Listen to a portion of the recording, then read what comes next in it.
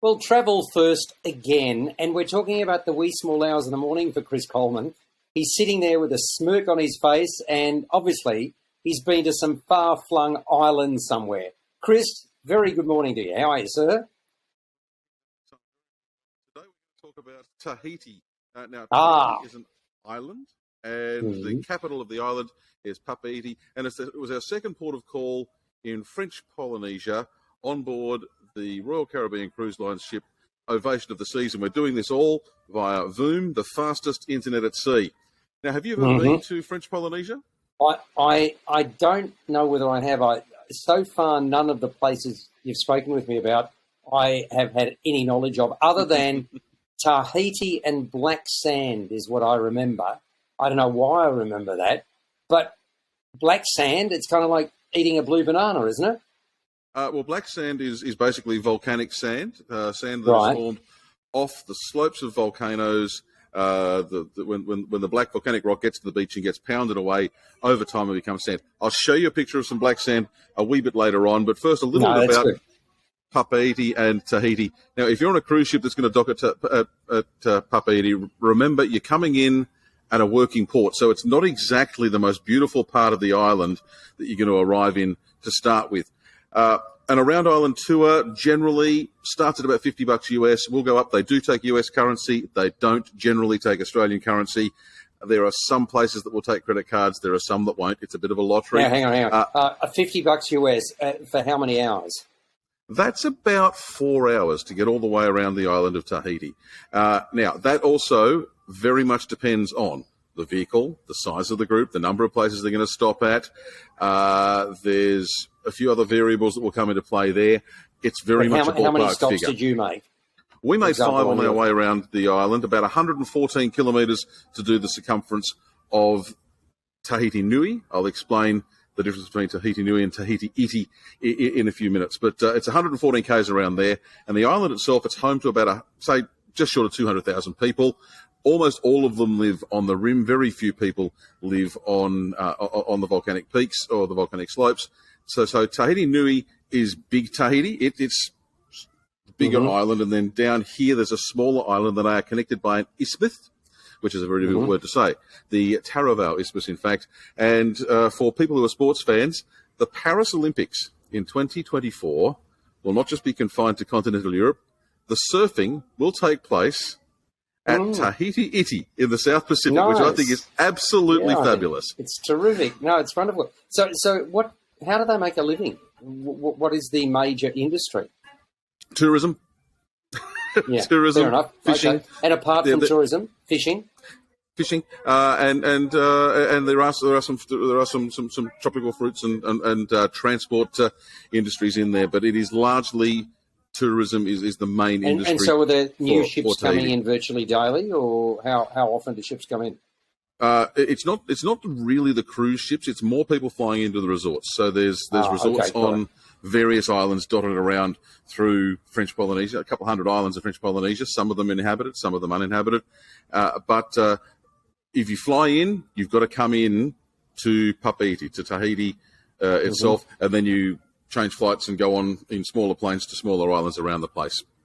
Makes sense. So tell me about some of the, you'll put some photos up there so we can talk about some of those. But what did you actually see that really took your breath away? The main sites. I'm glad you asked, Alex. Let's go to the Point Venus Lighthouse first of all. Now, the Point Venus Lighthouse, as you're probably guessing, has something to do with the planet Venus. Was actually set up at the site where Captain Cook came to observe the transit of the planet Venus in front of the sun in 1769. Now, what's the big deal about that? Well, the planet Venus only goes in front of the sun, it goes past, and then about 10 years later it goes past again, and then it's 200 years or so until it does it again. So Cook was on an expedition to the South Pacific to do that before he came to Australia. So 1769, he landed at what is now called Point Venus. By the way, William Bligh moored the Bounty there in 1788. That was his last port of call before the 1789 mutiny as well. But this is the lighthouse. This is the lighthouse. There was the first lighthouse in South Pacific, 1, 2, 3, 4, 5, 6 tier. Yeah, it's. I don't know the architectural style. I'm not big on architectural styles, but I can tell you that the plans were drawn up by the father of the author, Robert Louis Stevenson. Oh, okay. And it is, That's nice. So there's some trivia for you. You can always go to a trivia night with that one now. I'm speaking to you. I've just been to a show called, well, it's called Dance X, and it's part 2. And one of the 65-minute piece, the last piece, was quite powerful, and it was an Indigenous troupe that was talking about exactly this, Captain Cook, and of course the invasion of Australia, right? So it's ironic that we're talking about this, and it was really very, very well done because there were musical instruments as well as dance, and it, well, not surprisingly, received a standing ovation. So it's ironic that we're talking about Captain Cook, but it was. Hey, I know this is not a theatre spot, but we talk about all sorts of things. So there you go. Indeed, Dance X is on now in Melbourne, and this is part 2, and part 3 we're seeing on Friday night. So there we go. Okay, look, let's keep going. So that we'll keep going. So the lighthouse there, it's still the only one on Tahiti, by the way. And another piece about it, in World War II, the locals disguised it so the Japanese couldn't find it by painting coconut trees on it. There you go. Oh, okay. Yeah. Now, we went clockwise around the island from Papeete, so that's on the outskirts of Papeete. And by the way, I mentioned the Bounty. We should probably show this. That's the memorial to the HMS Bounty as well. So that is at the side as well. That's about it's a rock. 50. Yeah, it's a rock with some faces on it, and there's all the crew names are listed on the other side. That's about 50 metres from the lighthouse. But we went clockwise around the island and a little bit further around the island. It's a relatively short trek to the Ara Aho Aho blowhole. Now, unfortunately, the tide, as you can see in the picture, was very, very low. Yes. Because the tide was low, the blowhole was only blowing air. Blowing air doesn't make great photos, so I didn't take a photo of that. But this small but beautiful black sand beach was one of the most stunning we saw on our circumnavigation. Well, sorry, when you say stunning, I hate to disagree. I mean, it's black sand and rocks. Where's the beauty in that? The black sand beaches. I want to see pristine beaches like surface. I want to see surface paradise, white, beautiful powder sand. You can walk on that. My wife. There is nobody on that beach, Alex. Well, okay, so that's nice. But I mean, apart from that, it's not exactly an expanse of sand. There's a lot of rock and a little bit of sand. I didn't say it was an expansive beach. I said it was pristine. I said it was. No, I said it was stunning. Okay, good. I'm pleased. It looks like a bit of black sand and a few rocks. That's it. Okay, and a bit of greenery in the background. Yeah, and the greenery itself, it comes right down to the edge of the beach. So it is like you are lost on in an island paradise. There are very few signs of civilization around the beach. Nice. The waves roll in, and look, it's very hard to capture in a still. But the waves roll in, and they seem to sort of bubble away a little bit more on the black sand on their way down than you. Where's the blowhole, by the way? I mean, are we talking the blowhole between sort of greenery, or where the blowhole from where I took that photo? The blowhole's about 50 metres behind, so cool. It is very close to that. But like I said, the tide was low. We didn't get to see water shooting out of the blowhole. It was like an air cannon. It's a rush of high pressure air to go make a loud whoop.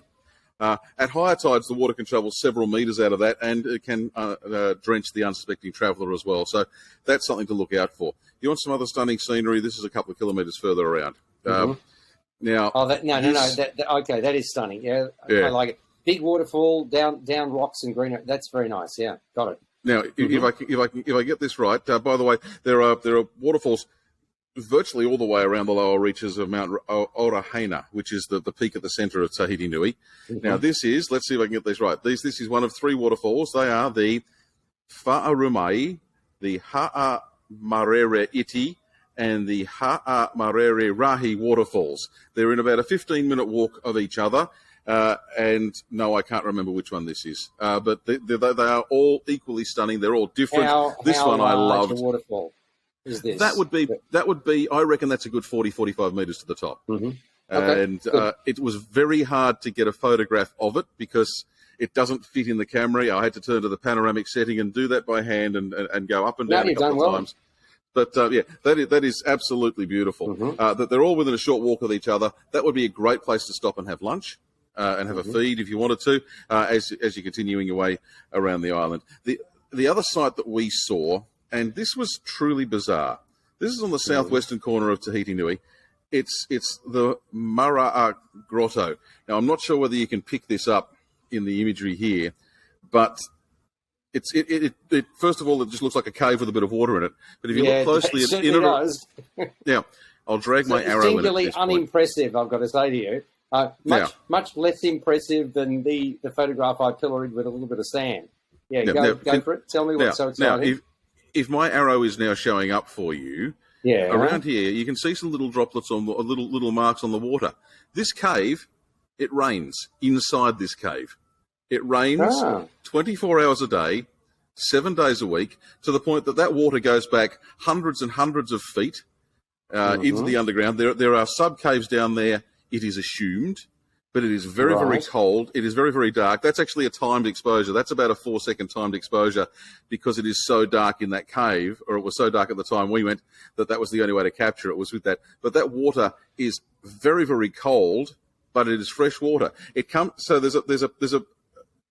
at the wettest part of the island in the southwest, which is where the prevailing winds come from. So the water falls on the surface up the top. It seeps down through the rock and generates rain inside the cave, falling down into there. So that's some of the sights you'll see on the way around Tahiti Island. And by the way, that's the ship, and I'm going to make that big. Wow, that's a big ship. There we go. That is the Ovation of the Seas. That's the ship. Nice. That's docked at now show us with your little pointer where your cabin is. You're one of the exclusive I'm up here somewhere. guests. Yeah, very nice. I like it. Okay, very good indeed. Now, okay, so in terms, we talked about the new ship that the cruise company is going to introduce next year. Yes, Icon of the Seas, yes. The Icon of the Seas, and we're at the moment on the Ovation of the Seas. So the difference in percentage terms, how much bigger is the Icon of the Seas compared to the Ovation of the Seas? So Ovation of the Seas has 15 decks. Icon will go up several more. So I think it's about 17 20. full decks and a couple of partial decks. Okay. So to make it up to 20. And it will be only about, I think it's only about 8 or 9 meters longer, because they're reaching the point where if they go much bigger, they can't actually fit into harbors. So that's the issue with cruise ships. Yes, you can't go much longer or wider because you add length and you add berth. You also have the ship that needs to sit lower in the water. So if the ship sits lower in the water, there are harbours that it can't get into. So okay, makes sense. I've got to ask you another question about Tahiti. I've got to ask you another question. Family destination or more singles, couples? What are we looking at? It's the kind of place, and I think I said this about Moorea as well, it's the kind of place you go to get away from it all. The resorts are really the key attraction for Tahiti, also for Moorea, also for Bora Bora. The scenery mainly is beautiful. As a couples or mainly for families? What would you say? I wouldn't take kids. I wouldn't take kids there because they're going to get very, very bored. But if you're the kind of person, if you're the kind of person who can happily go to somewhere and sit and say digest a good book as the sun goes down with a nice bottle of bubbly nearby, eat fresh seafood for dinner every night, and enjoy warm, humid weather 11 months of the year, it's going to be perfect for you. There are resorts dotted around the island. The city itself, it's a true mixed bag. It's a combination of France and the South Pacific cultures. The local cafes, some of the food that we saw, some of the food that I may have slightly overindulged in, no. it was Paris. It wasn't the South Pacific. It was Paris. There were cream cakes that was half the size of my head. It was just gorgeous. Croissants there are as well. Oh yeah, croissants, baguettes. So the whole French pastry experience. The whole French bit. Okay. Yeah. And you asked about the industries before too. There are cattle on some of the islands. They're not there for meat. They're there for dairy purposes, and the butter and the creams, absolutely delicious. So all right, I think it's time. It's time for you to go. I reckon we've enjoyed this travel first edition, and we'll keep on talking to Chris.